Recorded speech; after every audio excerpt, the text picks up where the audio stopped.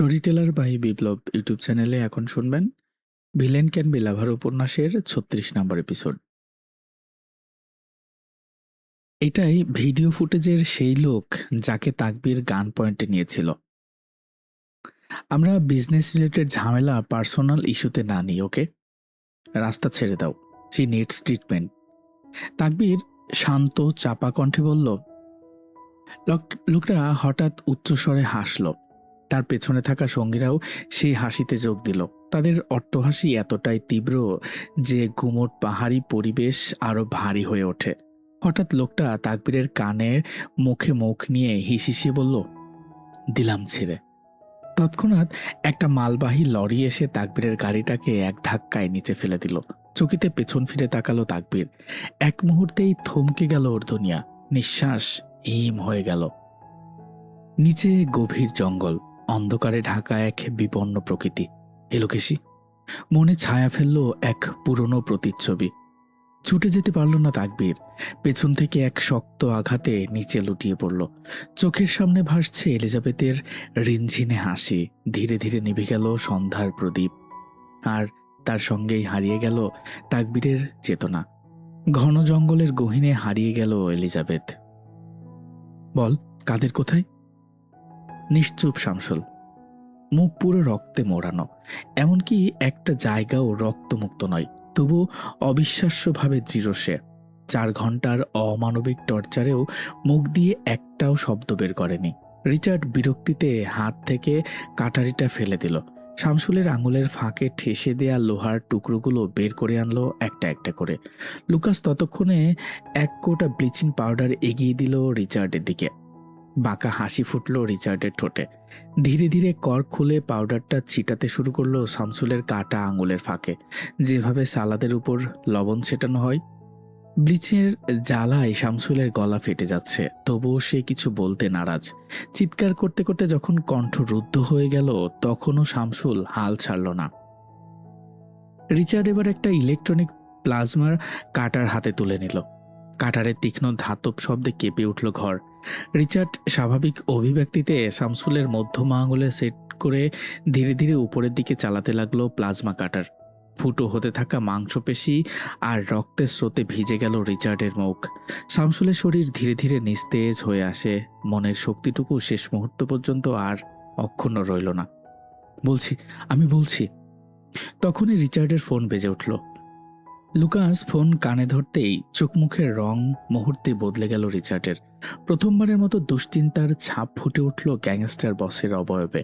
সমুদ্র নীল চোখে এবার এক অগ্নুৎপাতের ছায়া। শামসুলের আর কোনো কথা শোনার অপেক্ষা করল না। সহসা রিচার্ড এক ঝটকায় প্লাজমা কাটার চালিয়ে দিল শামসুলের কণ্ঠনালীতে। চুপ হয়ে গেল সব, কিন্তু রক্তের গন্ধ তখনও বাতাসে ভাসছে। আয়না সবচেয়ে সৎ, যা আমরা ঠিক তাই দেখায় নির্মল নিখুঁত, কোনো ভেজাল নেই। সারা জীবন শক্ত পর্দার আড়ালে লুকিয়ে থাকা গ্যাংস্টার বসের মনেও আজ কেমন এক শীতল স্রোত বয়ে যাচ্ছে, তা বাইকের ফ্রন্ট মিররে স্পষ্ট হয়ে ধরা দিচ্ছে। কপালের গভীর ভাঁজগুলো যেন চিৎকার করে জানাচ্ছে ভেতরের অস্থিরতার গল্প। বাইরের পৃথিবী আজ তার গতিহীন নিয়ম মানছে না। বাতাসের স্রোতেও পিছু হটেছে রিচার্ডের বাইকের গতির সামনে। মৌলভীবাজারের দিকে ছুটে চলেছে রিচার্ডের ব্ল্যাক মনস্টার ভার্সন 3।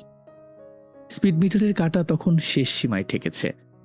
রিচার্ডের প্রিয় যন্ত্র দুটি, তার কালো মার্সিডিস আর ভার্সন 3 মনস্টার এডিশন। তবে বাইকের প্রতি ওর নির্ভরশীলতা আলাদা। ব্যক্তিগত প্রতিটি কাজে বাইকই তার একমাত্র সঙ্গী। সেই সম্পর্ক থেকে জন্ম নিয়েছে এক অনন্য দক্ষতা। তাই তো গতিহীনভাবে প্রতিটি টার্নেল পেরিয়ে যেতে পারছে নিস্পৃহ, দ্বিধাহীন, নির্ভুল, শুধু নিখুঁত নিয়ন্ত্রণের এক শক্তিশালী উদাহরণ দিয়ে। ভেতরে সকল আক্রোশ ঢালছে গিয়ারের উপর। প্রশস্ত বুকে বাতাস আশ্রে পড়ছে নির্ভীক স্রোতের মতো। রাস্তার পাশের প্রতিটি মুখ অবাক চোখে চেয়ে আছে রিচার্ডের গতির দিকে। চোখের পলকে সবাইকে পেছন ফেলে অপ্রতিরোধ্য এক শক্তির মতো রিচার্ড ছুটে চলেছে সেই গন্তব্যে, যেখানে রয়েছে তার সবকিছু, তবে হারিয়ে যাওয়ার সম্ভাবনা খুব। রিচার্ডের বাইক অবশেষে গিয়ে থামল সেই কাঙ্ক্ষিত স্থানে। তীব্র গতির বাইক আচমকা ব্রেক কষতে পেছনের চাকা 5 ইঞ্চি শূন্যে উঠে গেলে, তবে রিচার্ডের নিখুঁত নিয়ন্ত্রণে মুহূর্তে স্থির হলো। চাকার কর্কশ শব্দে আধোয়ালার চারপাশ ভারী হয়ে ওঠে। ইতিমধ্যে সন্ধ্যা নেমে এসেছে। অ্যাম্বুলেন্স, পুলিশ, ফায়ার সার্ভিস সব উপস্থিত থাকলেও জঙ্গলের ভেতর এখনো কেউ ঢোকেনি। রিচার্ডের কঠোর নিষেধাজ্ঞা। এত বড় একটা দুর্ঘটনা ঘটেছে, তবুও কোনো সাংবাদিকের আনাগোনা নেই এখানে। রিচার্ড পুরো পরিস্থিতি নিজের আয়ত্তে নিয়ে নিয়েছে ওর কাছে খবর যাওয়া মাত্রই। বাইক থেকে নেমে রিচার্ড সামনে দাঁড়ানো এক ব্যক্তির কলার চেপে ধরল। চোখে আগুন, মুখে উগ্রতার তীব্র ছাপ। হিংস্র পশুর মতো গর্জে উঠল রিচার্ড। আজ সকল বন্য প্রাণীদের জন্য ভোজের আয়োজন করব, আর তাদের প্রধান আহার হবে তুই। রিচার্ডের শশব্যস্ত বিদ্যুৎবেগী চাহনি দেখে কেঁপে উঠল লোকটা। এই লোক এলিজাবেথকে দেখে রাখার দায়িত্বে ছিল। রিচার্ড লোকটাকে ছেড়ে অস্থিরভাবে পায়চারি করতে থাকে, হাত নিষ্পিস করছে, সহ্য শক্তির শেষ সীমানায় দাঁড়িয়ে। একবার ঘন জঙ্গলের দিকে তাকালো রিচার্ড। মৃদু শব্দ করে ওঠে বুকের ভেতর। অস্থিরতা আরও বেড়ে গেল রিচার্ডের। ভেতরের চাপা উত্তেজনা আরও তীব্র হলো। হঠাৎ লোকটার দিকে ফের তেড়ে গেল রিচার্ড। গলার স্বরে হুকুম, ব্লাস্ট হয়েছে কেউ কোনো? লোকটা ভয়ে কাঁপতে কাঁপতে মাথা নেড়ে জানালো, না। গভীর স্বস্তির দীর্ঘশ্বাস ফেলল রিচার্ড। বড় বড় শ্বাস টেনে আবার প্রশ্ন করল, যা যা বলেছিলাম সব রেডি তো? জি বস, গিভ মি ওয়ান। লোকটা দ্রুত একটা ওয়াকিটকি এগিয়ে দিল। রিচার্ড সেটি কোটের পকেটে ঢুকিয়ে নিল। পরপর ওয়েস্ট কোটের পকেট থেকে একটা বিশেষ ঘড়ি বের করলো। ঘড়িটার ডিসপ্লেতে মাঝ জঙ্গলের লোকেশন আর শরীরে রক্ত সঞ্চালনের হার দেখাচ্ছে। ওকে, যেভাবে বলেছি ঠিক সেভাবে কর, ফাস্ট। এই বলে রিচার্ড দ্রুত জঙ্গলের ভেতর ছুটল। পেছন থেকে এক পুলিশ অফিসার সতর্ক করল, স্যার, এটা জঙ্গল, ভয়ানক, একা যাওয়া রিস্ক। রিচার্ড না থেমে পেছনে ফিরে চিৎকার করে, she is also alone in their damped. তাপমাত্রা দ্রুত কমে আসছে। আমার রেড। কথা শেষ হওয়ার আগে রিচার্ডের শব্দ জঙ্গলের গাঢ় অন্ধকারে মিশে গেল। পাহাড়ি অঞ্চলে সাধারণত খুব দ্রুত শীত নেমে আসে এবং শীতের প্রকোপও বেশি থাকে। ইতিমধ্যে চারপাশে গা কাঁপানো ঠান্ডা বাতাস বইছে। রিচার্ড জঙ্গলের ভেতর ছুটে যেতে লোকটা দ্রুত কারো সঙ্গে যোগাযোগ করলো। মুহূর্তের মধ্যে একটানা কয়েকটা হেলিকপ্টার উড়ে গেল জঙ্গলের উপর দিয়ে। আকাশ থেকে মেঘের মতো নেমে আসতে লাগলো অসংখ্য ওয়াকটকি আর ফ্লেয়ার লাইট।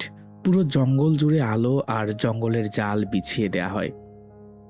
বিধ্বস্ত ক্ষতবিক্ষত শরীরে এলিজাবেথ একটা গাছের ডালে ঝুলেছিল।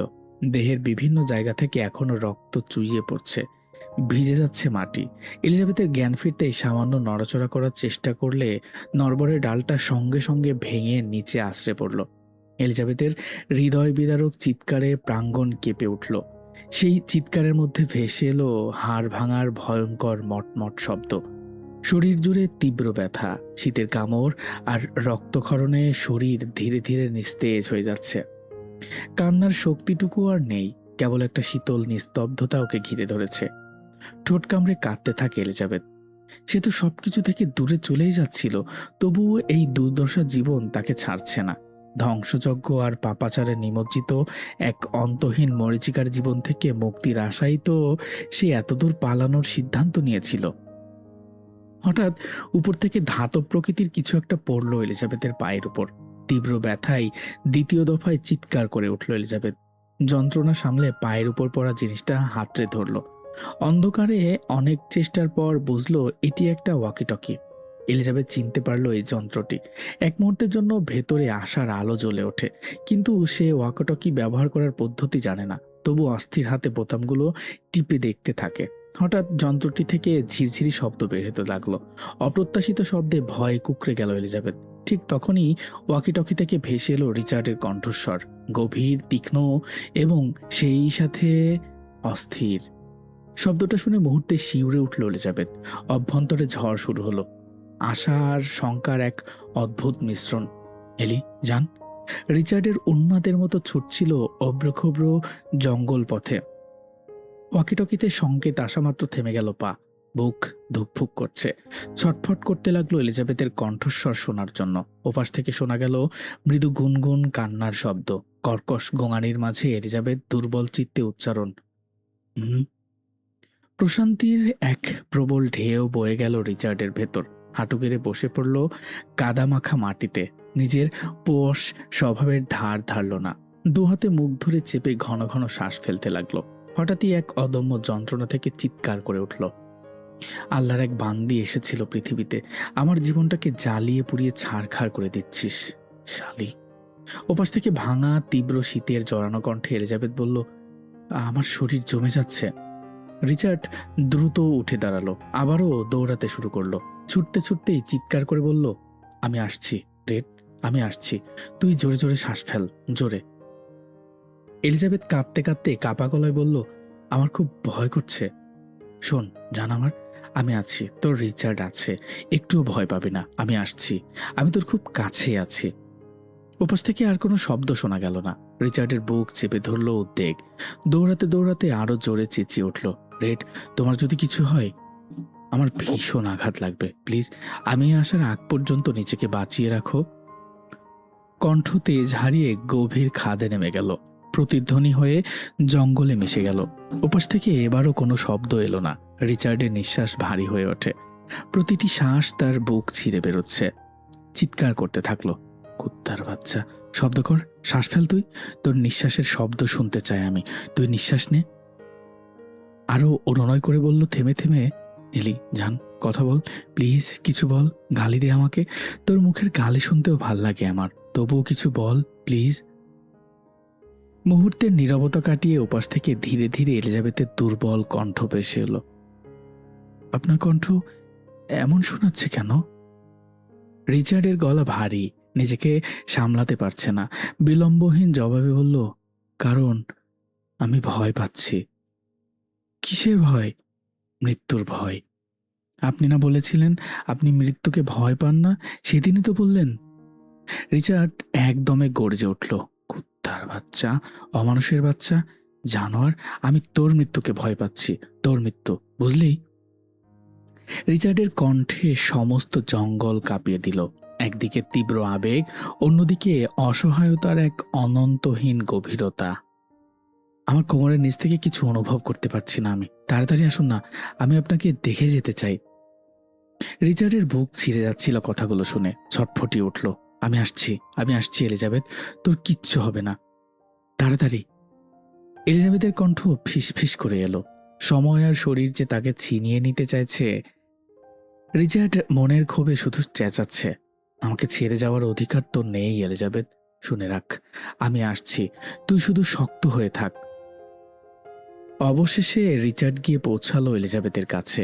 এলিজাবেথের নিস্তেজ রক্তাক্ত দেহের সামনে দাঁড়াতেই রিচার্ডের পা থমকে গেল। দৃশ্যটা তার কল্পনার চেয়েও ভয়াবহ।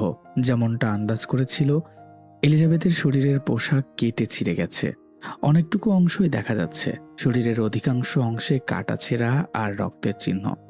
নিজের কোট খুলতে খুলতে এগিয়ে গেল এলিজাবেথের দিকে, মুহূর্তে বুকের সাথে মিশিয়ে নিল।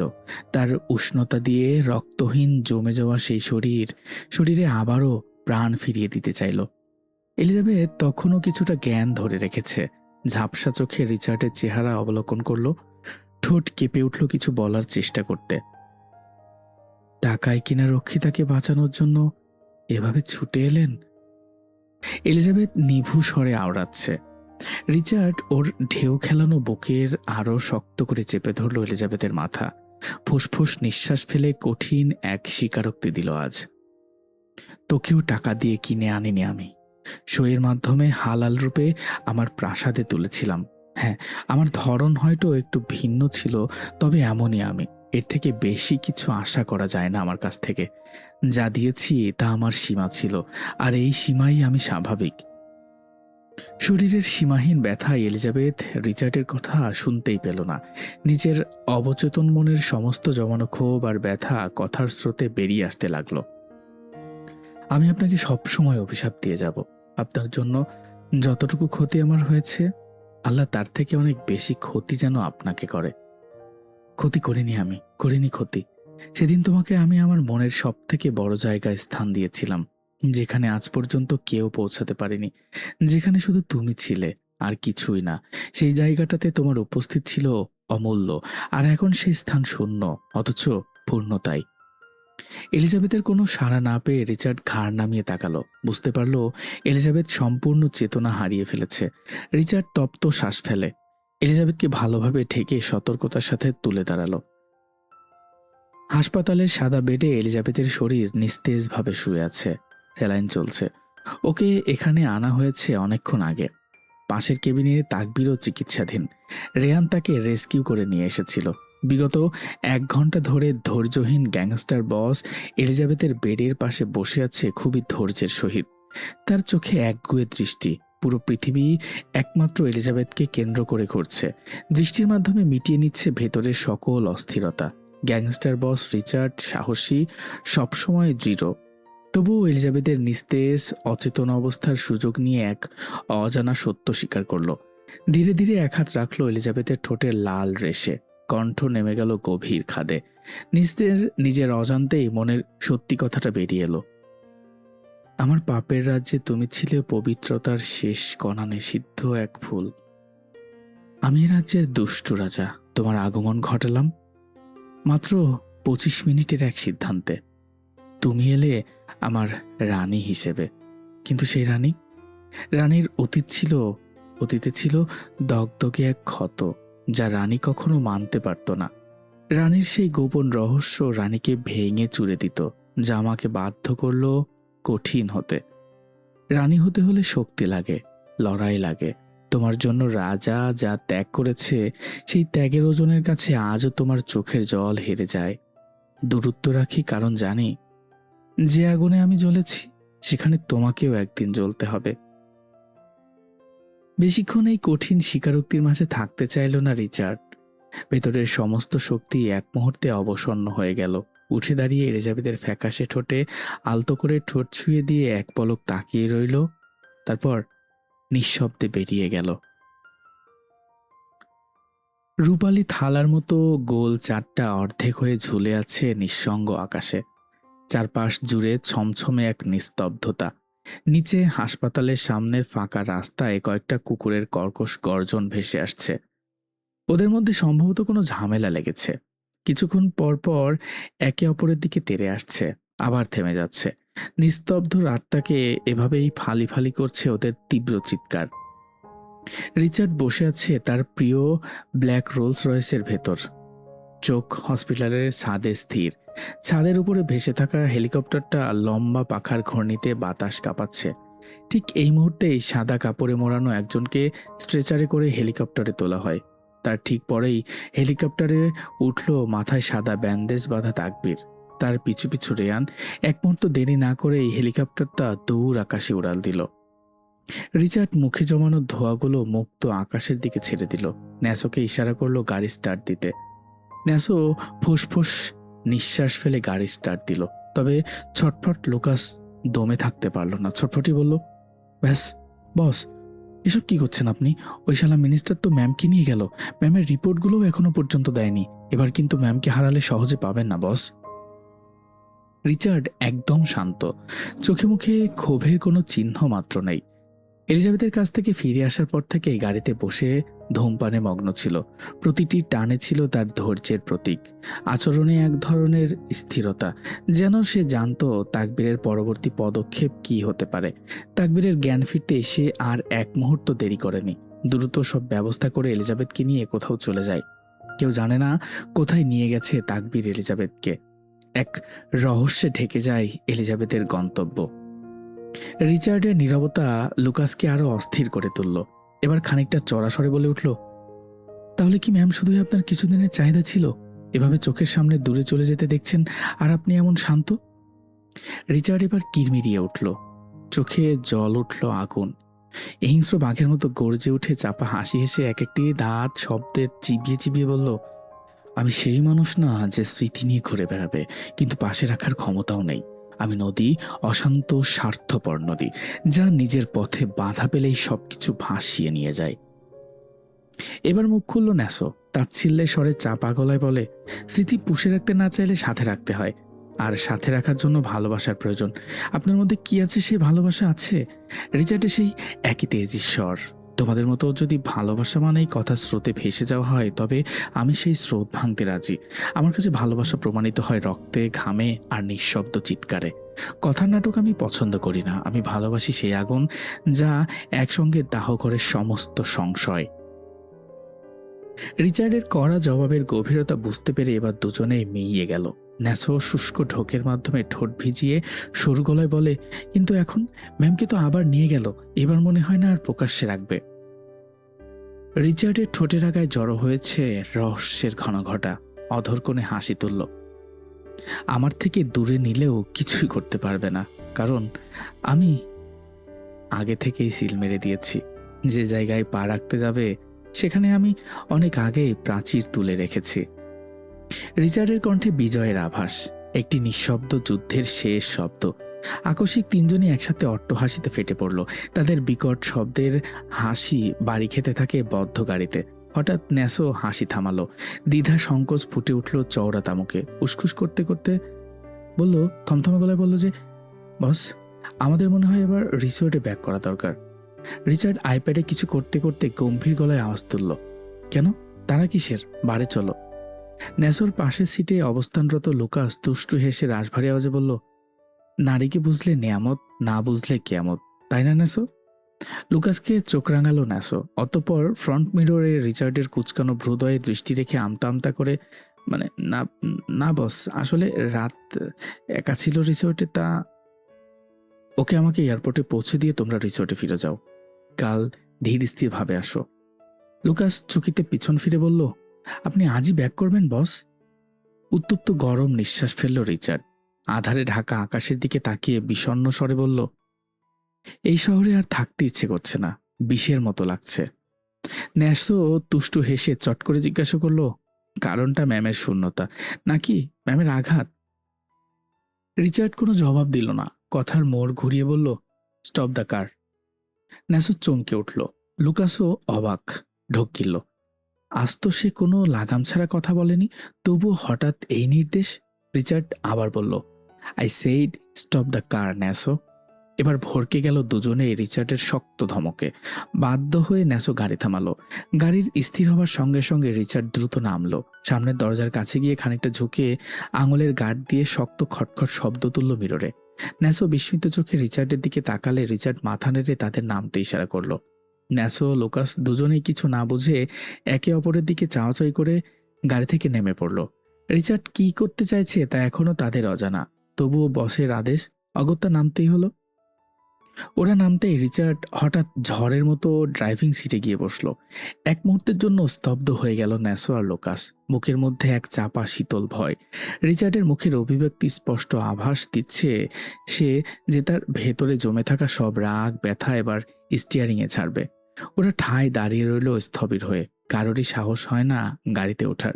রিচার্ডের ড্রাইভিং স্কিল সম্পর্কে দুজনেই পরিচিত, তবে রিচার্ডের কঠিন চোখের চাপালিশে বাধ্য হয়ে গাড়িতে উঠল।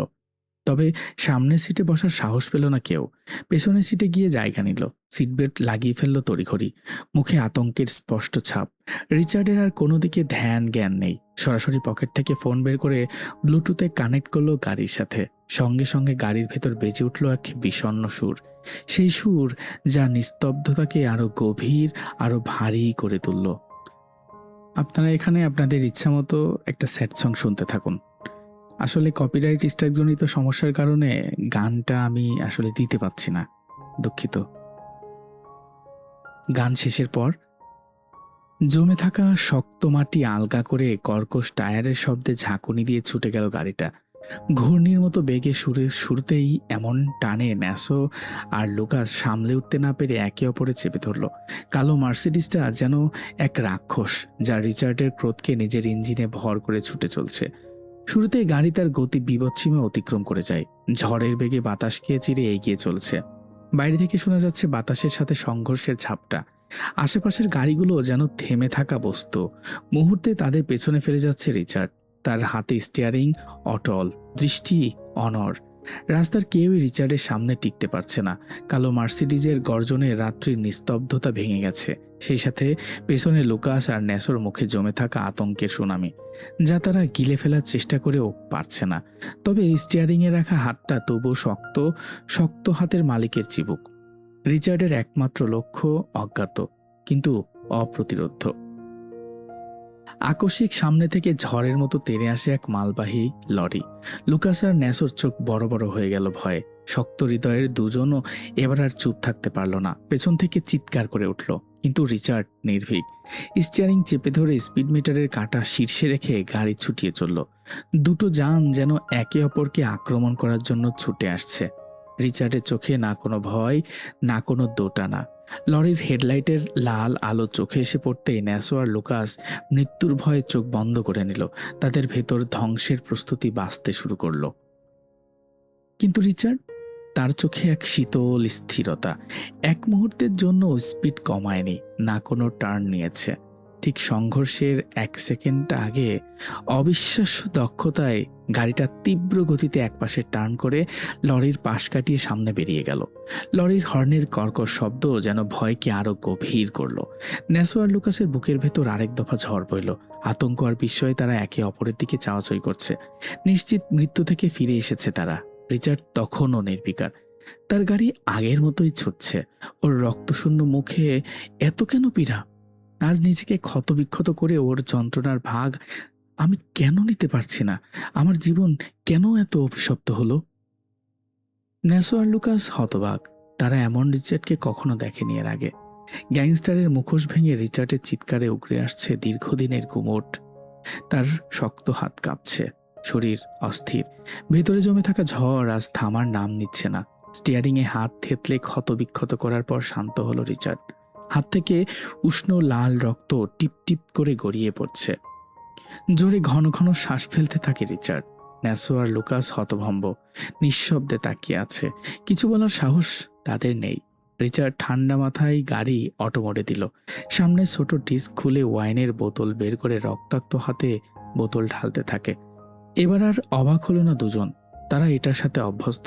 ফোঁস নিঃশ্বাস ছেলে রিচার্ড আবারও গাড়ি স্টার্ট দিল।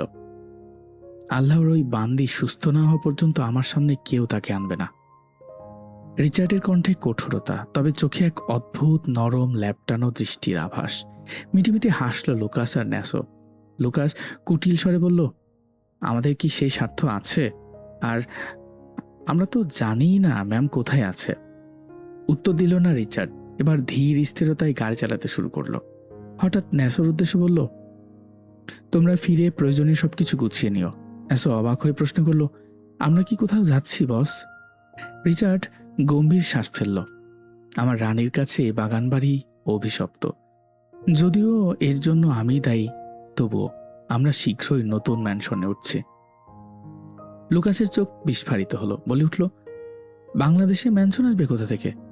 রিচার্ড নির্লিপ্তভাবে উত্তর দিল, বানালেই আসবে। ন্যাসো হতবাক, মানে আপনি কি? বাক্য শেষ করার আগে রিচার্ড ঠান্ডা গলায় বলল, লুকাস কৌতূহল নিয়ে বলল, কবে? রিচার্ডের গলায় অনুশোচনার চাপা সুর ভেসে এলো। সেদিন থেকে নতুন ম্যানশনের কাজ শুরু হয়েছিল, যেদিন আমার স্ত্রী হাতের শিরা কেটেছিল এই অভিশপ্ত রাজ্য থেকে মুক্তি পাওয়ার জন্য। ন্যাসো ভ্রুকুচকে সরু গলায় শুধালো, এটা কি রিয়েল? রিচার্ড কাঠিন্য মেশানো এক তৃপ্তি হাসি দিল, দ্যাটস ফাকিং রিয়েল। ন্যাসো কিছুক্ষণ চুপ থেকে চাপা কণ্ঠে বলল, কিন্তু আপনি তো বলেছিলেন ম্যাম আপনার টাইপ না, বেশি আবেগী। তাহলে এখন কি সব বদলে গেল? রিচার্ড ফোঁস নিঃশ্বাস ফেলল, একটা ক্লান্ত হাসি দিয়ে বলল, ফেসে গেছি আমি, শালি ধান্দাবাজ। চারপাশে ফজরের আজানের মৃদু ধ্বনি প্রতিধ্বনিত হচ্ছে। আলো একটু একটু করে ভুবনকে জাগিয়ে তুলছে। প্রকৃতি নতুন দিনের জন্য প্রস্তুত। পাখির কিচিরমিচিরের শব্দ সেই ঘুম ভাঙার প্রতীক। ঘন বাঁশঝাড়ের আড়ালে স্থাপিত একটি পুরনো কবরের সামনে দাঁড়িয়ে আছে গ্যাংস্টার বস রিচার্ড কায়নাত। তার চোখে কোনো রাগ নেই, নেই ক্ষমতার অহংকার। এই স্থান তাকে অতীতে ফিরিয়ে নিয়ে যায়, যেখানে সে ছিল রেদওয়ান, একটি নাম যা বদ্ধ কবরে শুয়ে থাকা মানুষটি অনেক শখ করে দিয়েছিল। আজ মানুষের সাথে সাথে নামটাও হারিয়ে গিয়েছে অমোঘ সময় চক্রে। যেমন কথা তেমন কাজ।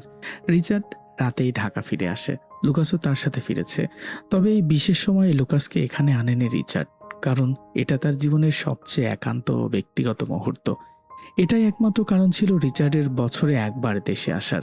প্রতি বছর একবার রিচার্ড ফিরে আসতো এখানে তার বাবার কবর জিয়ারত করতে। সেই কবর যেখানে তার পুরনো পরিচয়ের শিকড় রয়ে গেছে। কবরের সামনে দাঁড়িয়ে থাকা শক্ত মানুষটা হঠাৎ করেই ভেঙে পড়ে। বিধ্বস্ত চেহারায় হাঁটু গেড়ে ভেঙে পড়ে বসে পড়ল। মাটি স্পর্শ করল তার কাঁপতে থাকা হাত জোড়া। কাপা কণ্ঠে নিঃশব্দে কিছু বলার চেষ্টা করল, তবে শব্দ যেন আটকে থাকে বুকের ভেতর। উপন্যাসটা আপনাদের কাছে কেমন লাগছে তা অবশ্যই কমেন্টের মাধ্যমে জানিয়ে দিবেন। চ্যানেলটা সাবস্ক্রাইব করে না থাকলে সাবস্ক্রাইব করবেন আর বন্ধুদের সাথে অবশ্যই শেয়ার করতে পারেন। ধন্যবাদ, সাথেই থাকুন। খুব শীঘ্রই ফিরে আসছি পরবর্তী এপিসোড নিয়ে।